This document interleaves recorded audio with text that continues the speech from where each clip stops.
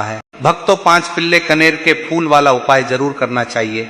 इस उपाय को मैं बहुत अच्छे से समझाने वाला हूँ। तो माता बहनों, उपाय को आपको कैसे करना है, कब करना है, कहाँ पर करना है और उपाय को करते समय आपको किन किन बातों का ध्यान रखना है, यह सारी जानकारी हम आपको इस वीडियो में देंगे। तो चलिए उपाय को शुरू करते हैं। देखिए, यह दिन इतना खास होता है, इतना महत्वपूर्ण होता है, देखा गया है कभी कभी बड़े बड़े पूजा पाठ अनुष्ठान से जो मनोकामना पूर्ण नहीं होती है, एक छोटे से उपाय करने से ही आपकी मनोकामना पूर्ण हो जाती है। और बहुत सारे लोगों ने इस उपाय को किया भी है और उनको इस उपाय को करने का फल भी जरूर मिला है। अगर आप लोग भी इस पहले अच्छे से समझ लेना, सुन लेना, उसके बाद करना, आपको इस उपाय का फल जरूर मिलेगा। और इस उपाय को करने से आपके घर में चाहे किसी भी प्रकार की दुख और समस्या क्यों ना चल रही हो, आपको उसका कारण भी नहीं पता है कि भाई यह समस्या किस कारण से चल रही है, उसका कुछ भी कारण हो सकता है, जैसे पितृदोष हो सकता है या किसी भी तरह का मंगल दोष भी हो सकता है। पर आपको इस उपाय को करने के लिए अपने दोष को पता लगाने की भी जरूरत नहीं है। बस इस 5 कनेर के फूल वाला उपाय आप लोगों को जरूर कर लेना है। तो सबसे पहली बात दोस्तों, हम समझते हैं कि यह 5 कनेर के फूल वाला उपाय करना किसको है। तो देखिए, यहाँ पर सीधी सी बात है कि यह 5 कनेर के फूल वाला जो उपाय है, यह किस लिए किया जा रहा है। यह मनोकामना को पूर्ण करने के लिए किया जा रहा है, या आपके जीवन में जो दुख और परेशानियां हैं उनको दूर करने के लिए किया जा रहा है, या आपका कोई बड़ा काम है जो कि नहीं हो पा रहा है, आप उसके लिए इस उपाय को कर सकते हो। तो यह उपाय वह व्यक्ति कर सकता है जिस व्यक्ति को अपनी किसी भी प्रकार की मनोकामना भगवान शिव जी से पूर्ण करवानी हो। और अगर कोई भी माताएं बहनें जो हैं अपने घर की सुख और शांति के लिए, घर में धन समृद्धि को बढ़ाने के लिए ये वाला उपाय करना चाहती हैं, तो घर की जो बड़ी माताएं बहनें होगी वो इस 5 कनेर के फूल वाले उपाय को विशेष रूप से करें, क्योंकि माताएं बहनें घर की लक्ष्मी होती हैं और जब घर की लक्ष्मी कोई विशेष उपाय करती है तो उसका फल बहुत ही जल्दी मिल जाता है और बहुत बड़ा होकर मिलता है। अन्यथा इस उपाय को कोई भी व्यक्ति कर सकता है। किस समय करना है? आपको कोशिश यही करनी है कि सुबह के समय हम इस 5 कनेर के फूल वाला उपाय को कर ले। पर किसी कारणवश अगर आप सुबह इस उपाय को ना कर पाओ, आपको कहीं काम से जाना हो या किसी और काम की वजह से आप उपाय को ना कर पाओ, तो आपके पास फिर दूसरा मौका रहेगा जो कि शाम के समय का रहेगा, प्रदोष काल का रहेगा। अब भाई प्रदोष काल का समय भी एक बहुत ही लोगों के मन में प्रश्न बन जाता है कि भाई यह समय होता कब है, कितने बजे से लेकर कितने बजे यह समय होता है, ताकि हमें उपाय के लिए जो है करने का समय पता लग जाए। तो हम आपको बता देना कि प्रदोष काल का जो एक समय होता है, शाम का समय होता है, शाम के 6 बजे से लेकर शाम के 7 बजे के बीच का इस समय में आप उपाय को करेंगे तो आपको उस उपाय का जरूर फल मिलेगा। अगर आप लोग 7 या रात 8 बजे तक भी उपाय को करोगे तो भी चल जाएगा। तो चलिए जानते हैं बहुत ही खास उपाय के बारे में, लेकिन उससे पहले एक प्रार्थना है। अगर आप चैनल पर नए हैं तो कृपया चैनल को सब्सक्राइब अवश्य कर लें और कमेंट बॉक्स में श्री शिवाय नमस्तुभ्यम हर हर महादेव जरूर टाइप कर देना। यह पहला और सबसे महत्वपूर्ण उपाय भगवान सदाशिव के अत्यंत प्रिय और अलौकिक पुष्पों में से एक यानी पीले कनेर के फूलों से संबंधित है। शिव महापुराण के अनुसार पीले कनेर का पुष्प कोई साधारण फूल नहीं है, बल्कि इसे साक्षात शिव का ही प्रतीक और स्वरूप माना गया है। शास्त्रों में उल्लेख है कि इस पुष्प में महादेव की दिव्य ऊर्जा समाहित होती है। जब कोई जातक इस विशेष अनुष्ठान को पूरे नियमों के साथ संपन्न करता है तो उसके जीवन के बड़े से बड़े असाध्य रोग, पुराने कर्ज, घोर कंगाली और जीवन पर आए भयंकर से भयंकर संकट भी तत्काल प्रभाव से दूर हो जाते हैं। इस विधि को करने के लिए हमें चरण दर चरण गहराई से समझना होगा। एक घर की रसोई से सामग्री एकत्र करने का रहस्य। इस पवित्र अनुष्ठान की शुरुआत आपके घर के सबसे ऊर्जावान स्थान यानी आपकी रसोई पाकशाला से होती है। शास्त्रों में स्पष्ट रूप से वर्णित है कि घर की रसोई केवल भोजन बनाने की जगह नहीं है, बल्कि वहां साक्षात माता अन्नपूर्णा का निवास होता है। रसोई घर में जहां पीने का पानी रखा जाता है, जिसे ग्रामीण भाषा में परिंदा, मटका या घड़ा कहा जाता है, वह स्थान हमारे पितरों पूर्वजों का पवित्र स्थान माना जाता है। आध्यात्मिक दृष्टिकोण से यह स्थान अत्यंत सकारात्मक और दिव्य ऊर्जा का सबसे बड़ा केंद्र होता है। आपको अपनी उसी पवित्र रसोई से तांबे का एक स्वच्छ और चमकीला लोटा लेना है। उस लोटे में अपनी रसोई के उसी पवित्र पात्र से शुद्ध पीने का जल भर लेना है। ऐसा करने से उस जल में माता अन्नपूर्णा का आशीर्वाद और पितरों की दिव्य ऊर्जा समाहित हो जाती है, जो आपकी पूजा को सफल बनाने में मदद करती है। 2 पीले कनेर के पुष्पों का चयन और शास्त्रों की सुंदर छूट जल भरने के बाद अब आपको 5-5 अत्यंत सुंदर, ताजे और कहीं से भी खंडित न हुए पीले कनेर के फूलों की व्यवस्था करनी होगी। इन पुष्पों को पेड़ से चुनते समय या एकत्रित करते समय इस बात का विशेष ध्यान रखें कि वे पूरी तरह से खिले हुए हों, उनमें कोई कीड़ा न लगा हो और वे स्वच्छ हों। मुरझाए हुए या कटे फटे फूलों का उपयोग इस दिव्य विधि में नहीं किया जाता है। शास्त्रों की विशेष और कृपालु छूट। कई बार ऐसा होता है कि भक्तों को अपने आसपास पीले कनेर के फूल आसानी से उपलब्ध नहीं हो पाते। ऐसी स्थिति के लिए शास्त्रों में एक बहुत ही दयालु और सुंदर छूट दी गई है। जब आप भगवान शिव के मंदिर में प्रवेश करते हैं और यदि वहां शिवलिंग पर पहले से ही सुंदर, शुद्ध और साफ कनेर के फूल चढ़े हुए दिखाई देते हैं, तो आप अत्यंत विनम्रता पूर्वक महादेव के सामने हाथ जोड़कर उनसे मन ही मन आज्ञा मांग सकते हैं। आप कह सकते हैं, हे प्रभु, मुझे आपकी पूजा के लिए पुष्प नहीं मिल पाए हैं, इसलिए मैं आपके ऊपर चढ़े इन फूलों को आपकी आज्ञा से दोबारा आपकी सेवा में अर्पित करने के लिए उठा रहा हूं। इसके बाद आप उन फूलों को उठाकर साफ जल से अच्छी तरह धो लें। शास्त्रों के अनुसार भगवान शिव पर अर्पित किए गए पुष्प कभी भी बासी, अशुद्ध या झूठे नहीं माने जाते हैं, क्योंकि महादेव स्वयं शाश्वत और परम पवित्र हैं। आप उन धुले हुए पुष्पों का उपयोग अपनी पूजा के लिए पूरी पवित्रता के साथ दोबारा कर सकते हैं। 3 शिवालय में प्रवेश और बैठने का कड़ा शास्त्रीय नियम।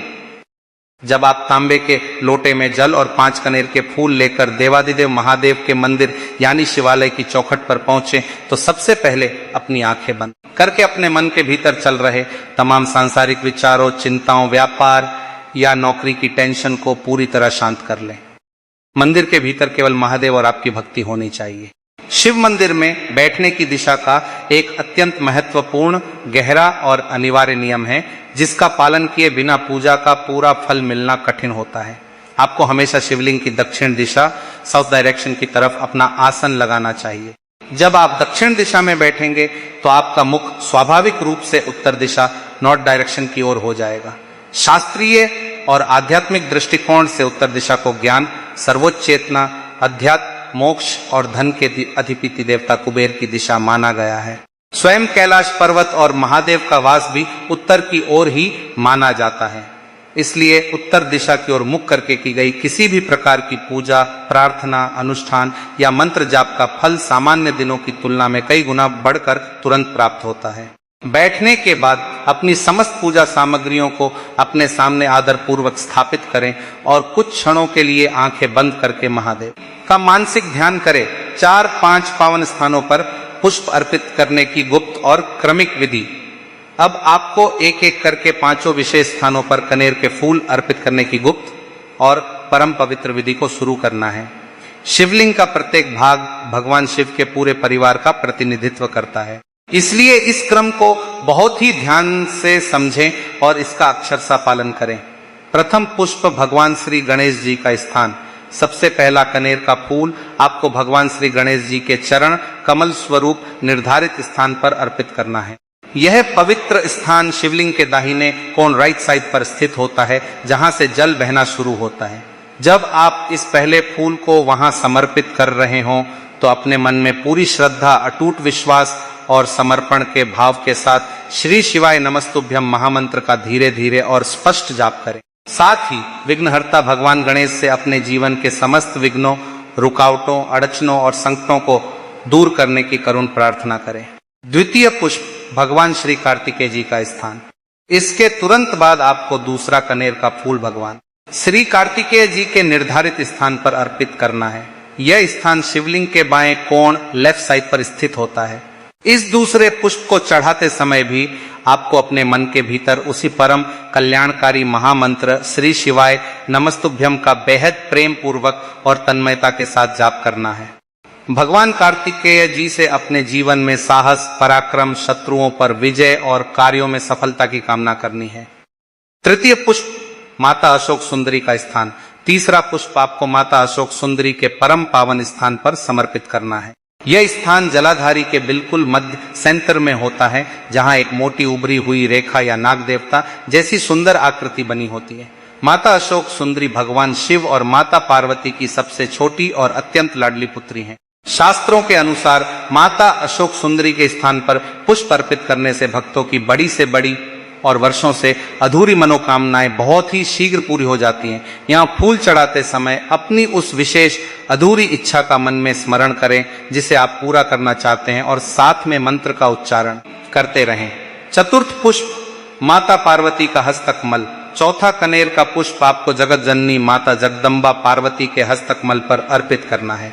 यह शिवलिंग का वह मुख्य गोलाकार भाग होता है जिसे कटी भाग भी कहा जाता है, जिसके ऊपर स्वयं शिवलिंग साक्षात विराजमान रहता है। यह स्थान ब्रह्मांड की सर्वोच्च शक्ति का प्रतीक है। यहाँ पर पुष्प अर्पित करते हुए माता पार्वती से जीवन में सुख, शांति, समृद्धि और अखंड सौभाग्य का आशीर्वाद मांगे और मंत्र का जाप जारी रखें। 5 जल चढ़ाने का विशेष क्रम और शिवधारा का महत्व। चारों स्थानों पर पुष्प अर्पित करने के बाद अब आपके पास 5वां फूल और लोटे का जल बचा हुआ है। यहाँ पर जल चढ़ाने का एक विशेष और दिव्य क्रम है जिसे ध्यान से समझना आवश्यक है। सबसे पहले अपने तांबे के लोटे से थोड़ा सा जल गणेश जी वाले स्थान पर चढ़ाएं जहां आपने पहला फूल चढ़ाया था। उसके बाद थोड़ा सा जल कार्तिकेय जी के स्थान पर अर्पित करें। फिर थोड़ा सा जल माता अशोक सुंदरी के स्थान पर चढ़ाएं। इसके उपरांत माता पार्वती के हस्तकमल कटी भाग पर जल अर्पित करें। इन चारों पवित्र अंगों पर जल की कुछ बूंदें या थोड़ा थोड़ा जल अर्पित करने के बाद लोटे में जितना भी शेष जल बचा हुआ है उसे अपने दोनों हाथों से बहुत ही आदर और सम्मान पूर्वक पकड़ लें। अब उस जल को एक अत्यंत पतली, शांत और निरंतर बहने वाली धार के रूप में सीधे शिवलिंग के शीर्ष भाग सबसे ऊपरी हिस्से पर लगातार चढ़ाना शुरू करें। जल की धार इतनी पतली होनी चाहिए कि वह टूटे नहीं। इस अनवरत बहने वाली जलधारा को शास्त्रों में शिवधारा कहा जाता है। यह शिवधारा महादेव को परम शीतलता प्रदान करती है और उनके ब्रह्मांडीय ताप को शांत करती है। जब यह जल शिवलिंग पर गिर रहा हो तो उस समय आपको बिना रुके पूरी एकाग्रता और तन्मयता के साथ कम से कम 21 बार या उससे अधिक बार श्री शिवाय नमस्तुभ्यम मंत्र का बहुत ही स्पष्ट, मधुर और शांत स्वर में उच्चारण करना है। 6. 5वें पुष्प का अर्पण और चरणामृत का महाप्रसाद।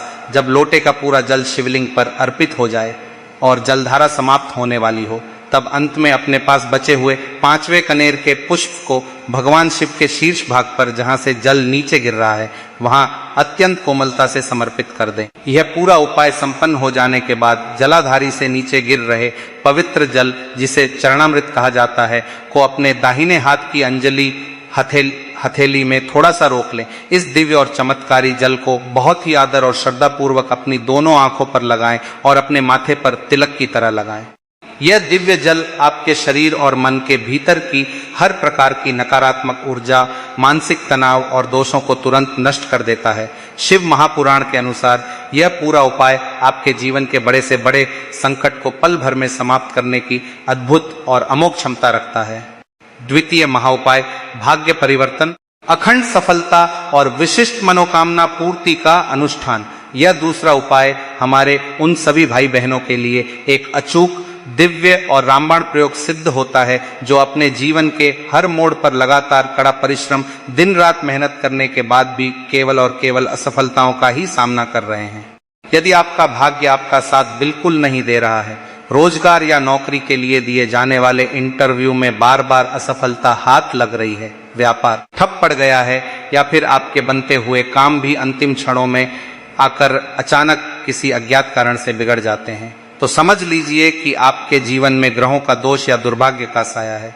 यह उपाय विशेष रूप से आपकी सोई हुई किस्मत को जगाने और जीवन में अखंड सफलता प्राप्त करने के लिए ही शास्त्रों से निकाला गया है।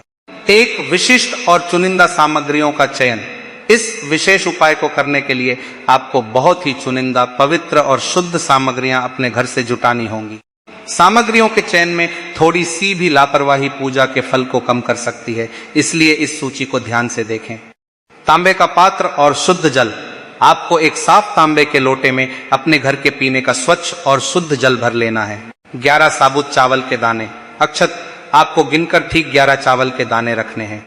चावल के दानों को चुनते समय इस बात का विशेष और कड़ा ध्यान रखें कि वे कहीं से भी टूटे हुए, आधे, घिसे हुए या खंडित नहीं होने चाहिए। सनातन धर्म की सभी पूजा पद्धतियों में अक्षत यानी जो कभी छत टूटा न हो उसे पूर्णता, अटूट लक्ष्मी और अटूट समृद्धि का प्रतीक माना गया है। भगवान शिव को खंडित वस्तुएं कभी नहीं चढ़ाई जाती। एक अत्यंत पवित्र सफेद रंग का पुष्प, आपको एक बहुत ही सुंदर और अत्यंत पवित्र सफेद रंग का पुष्प लेना होगा। आप अपनी सुविधा के अनुसार मोगरा, चमेली, कुंद, सदाबहार या कोई भी अन्य शुद्ध सफेद फूल ले सकते हैं, परंतु इस बात का कड़ाई से ध्यान रखें कि वह फूल केतकी, केवड़ा का नहीं होना चाहिए। शिव महापुराण के अनुसार केतकी के फूल को महादेव की पूजा में पूरी तरह से वर्जित और निषेध माना गया है, क्योंकि केतकी को एक बार महादेव ने श्राप दिया था। 3 सुंदर और उत्तम किस्म के बेलपत्र, इन सामग्रियों के साथ आपको 3 बहुत ही सुंदर और उत्तम किस्म के बेलपत्र भी लेने होंगे। बेलपत्र का चयन करते समय यह पूरी तरह सुनिश्चित कर लें कि वे पत्तियां कहीं से भी फटी हुई, कटी हुई, सूखी हुई ना हो और ना ही उनके ऊपर कोई सफेद दाग या कोई छोटा सा छेद हो। महादेव को हमेशा पूर्ण, स्वच्छ और सुंदर सामग्रियां ही अर्पित की जाती हैं, तभी वे प्रसन्न होकर अपना वरदान देते हैं। 2 गर्भगृह में प्रवेश और मानसिक शांति। जब आप इन सभी अत्यंत दिव्य और पवित्र सामग्रियों को अपने साथ लेकर शिवालय के गर्भगृह में पहुंचे तो सबसे पहले शिवलिंग के सम्मुख बहुत ही शांत और सौम्य भाव से बैठ जाएं। अपने मस्तिष्क को दुनिया भर की उलझनों, कोर्ट कचहरी के मामलों, घरेलू कला और चिंताओं से पूरी तरह से मुक्त कर लें। अपना पूरा ध्यान केवल और केवल भगवान भोलेनाथ के दिव्य और शांत स्वरूप पर केंद्रित करें। अपने मन में यह विश्वास लाएं कि ब्रह्मांड के मालिक के सामने आप बैठे हैं और अब आपके सारे दुख दूर होने वाले हैं। 3 निश्चित शास्त्रीय क्रम में सामग्रियों का अर्पण बैठने के बाद आपको एक निश्चित और शास्त्रों में बताए गए क्रम में इन पवित्र वस्तुओं को शिवलिंग पर अर्पित करना शुरू करना है। इस क्रम को बदलना नहीं चाहिए। अक्षत का समर्पण। सबसे पहले अपने दाहिने हाथ की हथेली में लिए हुए उन 11 अखंडित चावल के दानों अक्षत को महादेव के ऊपर अत्यंत आदर और सम्मान पूर्वक समर्पित कर दें। चावल चढ़ाते समय मन में भावना रखें कि आपके घर में धन धान्य हमेशा भरा रहे। सफेद पुष्प का अर्पण। चावल चढ़ाने के ठीक बाद आपको उस सुंदर सफेद पुष्प को महादेव के चरणों में यानी शिवलिंग के ठीक ऊपर बहुत ही कोमलता और प्रेम के साथ अर्पित करना है। सफेद फूल शांति और पवित्रता का प्रतीक है जो महादेव को अत्यंत प्रिय है। 3 बेलपत्र चढ़ाने का गुप्त नियम। अंत में आपके पास जो 3 बेलपत्र हैं उन्हें अपनी उंगलियों से बहुत ही आदर से पकड़ें और पूरी श्रद्धा के साथ शिवलिंग पर इस प्रकार समर्पित करें कि बेलपत्र का जो चिकना वाला हिस्सा स्मूथ साइड होता है वह नीचे की तरफ रहे और सीधे शिवलिंग के पत्थर को स्पर्श करे। बेलपत्र का खुरदरा हिस्सा ऊपर की तरफ होना चाहिए। शास्त्रों में बेलपत्र को इस तरह चढ़ाना अत्यंत फलदायी और शीघ्र फल देने वाला माना गया है। 4 मनोकामना पूर्ति की अटूट जलधारा। जब यह तीनों सामग्रियां शिवलिंग पर सफलता पूर्वक अर्पित हो जाएं, तब वह परम पावन और अलौकिक क्षण आता है जब आपको अपनी विशेष मनोकामना महादेव के समक्ष रखनी होती है। अब आप अपने तांबे के जलपात्र लोटे को अपने दोनों हाथों में आदर पूर्वक उठाएं। उस लोटे के पूरे जल को शिवलिंग के ऊपर बहुत ही धीरे धीरे एक अत्यंत पतली और अटूट धार के रूप में अर्पित करना शुरू करें। जब जल की वह पवित्र धारा शिवलिंग पर बह रही हो तो उस समय आपको दुनिया से कुछ नहीं छिपाना है। अपने दिल की गहराई से अपनी तमाम तकलीफें, अपनी आंतरिक समस्याएं जैसे नौकरी ना मिलना, व्यापार में लगातार भारी घाटा होना, नया मकान बनाने में आ रही अड़चनें, बच्चों की शादी में हो रही देरी या जमीन जायदाद से जुड़ा कोई भी पुराना कानूनी विवाद या कोर्ट केस हो, उसे महादेव के सामने पूरी सरलता, मासूमियत और सच्चाई से कह देना है। इसके साथ ही आपको लगातार मन ही मन श्री शिवाय नमस्तुभ्यम मंत्र का मानसिक जाप करते रहना है। पूज्य गुरु जी बताते हैं कि जो भी भक्त इस उपाय को पूरे विश्वास, अटूट निष्ठा और साफ दिल के साथ संपन्न करता है, महादेव उसकी खाली झोली को खुशियों, सुख, समृद्धि और अखंड सफलता से भर देते हैं। ये उपाय शिव महापुराण के अनमोल रत्न हैं, जिन्हें यदि सही विधि से किया जाए तो जीवन का कायाकल्प होना निश्चित है। यदि आपको ये विस्तृत, गहरी और धार्मिक जानकारी अच्छी लगी हो तो कृपया इस जानकारी को एक प्यारा सा लाइक अवश्य प्रदान करें। इसके साथ ही हमारे इस माध्यम से हमेशा के लिए जुड़ जाएं, सब्सक्राइब करें ताकि भविष्य में भी आपको पूज्य गुरु जी द्वारा बताए गए ऐसे ही कल्याणकारी उपाय, व्रत त्योहारों की सही तिथियां और महत्वपूर्ण धार्मिक जानकारियां बिल्कुल सही समय पर निरंतर मिलती रहें। इस पावन कथा और चमत्कारी उपायों को अपने मित्रों, रिश्तेदारों और परिवार के अन्य सदस्यों के साथ भी अवश्य शेयर करें, क्योंकि किसी दूसरे के दुख को दूर करने का मार्ग दिखाना भी सबसे बड़ी शिव सेवा है। ओम नमः शिवाय। श्री शिवाय नमस्तुभ्यम।